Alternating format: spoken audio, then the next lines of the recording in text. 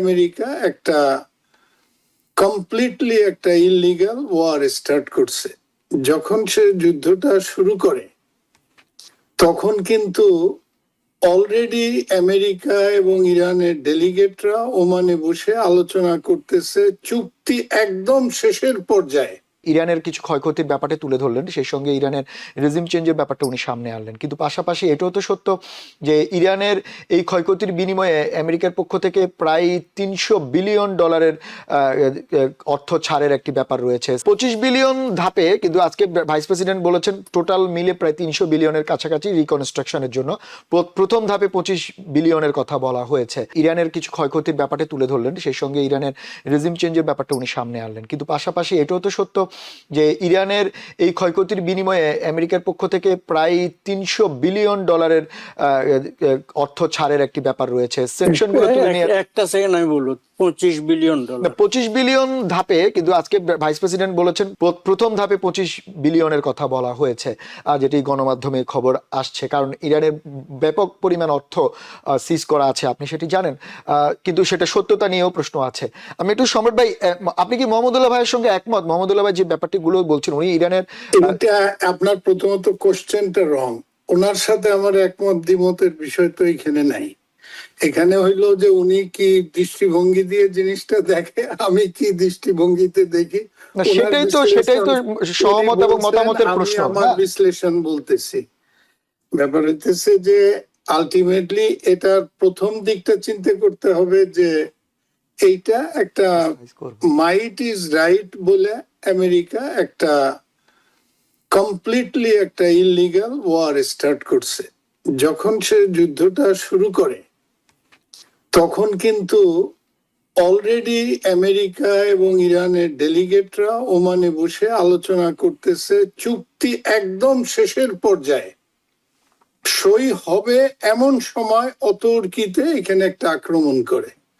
এখানে তাদের মোটামুটি ভাবে একটা ছিল যে তারা একটু শক্তি সঞ্চয় করেছিল বা মোরাল স্ট্রেংথ গেইন করছিল।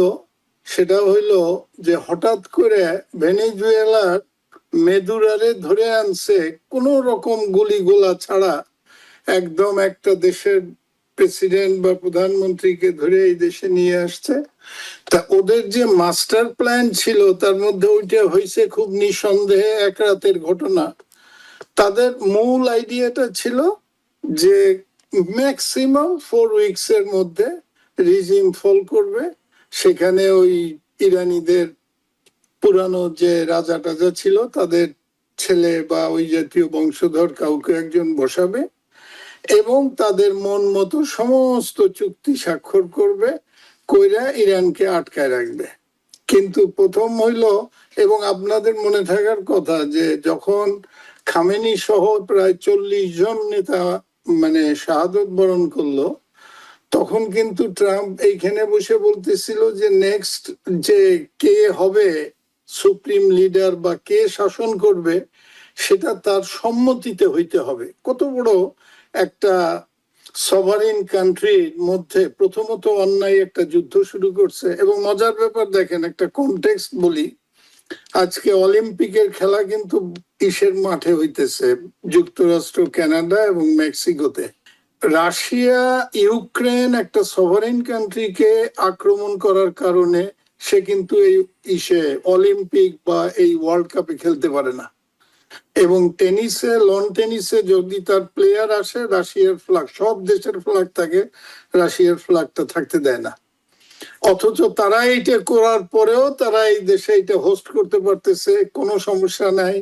এই ফিফা কিন্তু যখন নোবেল বিজয়ে ব্যর্থ হয় তখন এই একটা খামোখা ফিফা শান্তি পুরস্কার ওকে দিয়ে কোন রকম তার সঙ্গে একটা সখ্যতা বজায় রাখছে, যেহেতু নেক্সট অলিম্পিকটা তার এখানে এই ফিফার ওয়ার্ল্ড কাপটা হওয়ার কথা। এখন এই যে আক্রমণ এখন যেটুকু তারা করতেছে, এটার সঙ্গে একটা বাংলা প্রবচনের খুব পরিষ্কার মিল আছে, যে ফান্দে পড়িয়া বগা। দেখেন, ইরানের অপরিসীম ক্ষতি হয়েছে, ইরান তো তার সমান না, কিন্তু ইরানের এতটুকু প্রশংসা করতেই হয় যে তারা তারপরেও অত্যন্ত যোগ্যতার সাথে এই ফাইট করছে। এবং আমাদের এইখান থেকে যে যুদ্ধ পরিচালনা করা হয়েছে, আমেরিকার সঙ্গে তো পৃথিবীর কোনো দেশ 1 ঘন্টা দাঁড়ায় থাকা খুব ডিফিকাল্ট। সেইখানে এই যুদ্ধ 3 মাস চলছে। এবং আপনারা মনে থাকার কথা, এই যুদ্ধে যাওয়ার আগে ট্রাম্প যখন ওই তার জেনারেল যে ছিল তখন চিফ অফ জেনারেল স্টাফ এবং চিফ অফ আর্মি সব 14 জন অফিসার তখন কিন্তু রিজাইন করে চাকরি ছেড়ে দিছে। কেন? তারা এই যুদ্ধের প্ল্যানের ব্যাপারে বলছিল যে এখানে এমনি আমাদের মিলিটারি মাইট ঠিক আছে, তবে ওই যে একটা স্মল স্ট্রেচ অফ ওই যে নদী, হরমুজ। হ্যাঁ হরমুজ প্রণালী। হ্যাঁ, হরমুজ প্রণালীটা যে আছে ওইটা কিন্তু তারা নিয়ে নিলে আমরা ওইখান থেকে মুক্ত করতে পারবো না। আমার এখনো মনে আছে, আমি পত্রিকায় দেখলাম এই ট্রাম্প বলছে যে I don't need you, I will lead the war. এই বলে 14 জন টপ ব্রাস জেনারেলকে তারা ফায়ার করছে। তারপরে তাদের এক্সপেক্টেড কোনো আউটকাম হয় নাই। তারা বলছে অনেক কিছু বলছে, কিন্তু আলটিমেটলি কি এমন হয়েছে, শেষবারেও যখন এরা যুদ্ধ করছে, মানে ওই বম্বিং করছে, ইরান তার জবাব দিছে এবং খুব শক্ত জবাব দিছে, একবারে জর্ডান, কুয়েত এইসব জায়গায় দিয়ে। এবং তাদের যে ব্যালিস্টিক মিসাইল, এটা অনেকে সরাসরি বলে না, কিন্তু তাদের রেঞ্জ তারা যেটা ডিক্লেয়ার করে তার চাইতে অনেক বেশি। এবং একটা জিনিস মনে রাখতে হবে, তারা কিন্তু এনরিচমেন্টের কায়দাটা জেনে গেছে। যারা 60 পর্যন্ত যাইতে পারছে তার কাছ থেকে সব ইউরেনিয়াম নিয়ে গেলেও মানুষ তো আছে, ওটা পরবর্তীতে বাড়াবে না করবে না সেটা কে বলতে পারে। আর মজার ব্যাপার হইলো, আমি শুধু এগোনিটার কথা বলছি যে আজকে ওয়ার্ল্ড অর্ডারের কি অবস্থা। পার্শ্ববর্তী একটা রাষ্ট্র যে আমাদের দেশের বন্ধু, সেই ইসরায়েল নন প্রলিফারেশন একটা চুক্তি জাতিসংঘে আছে, সই করতে হয়। সব দেশ করছে, সে করে নাই। বলছে যে না, এটা আমরা করব না।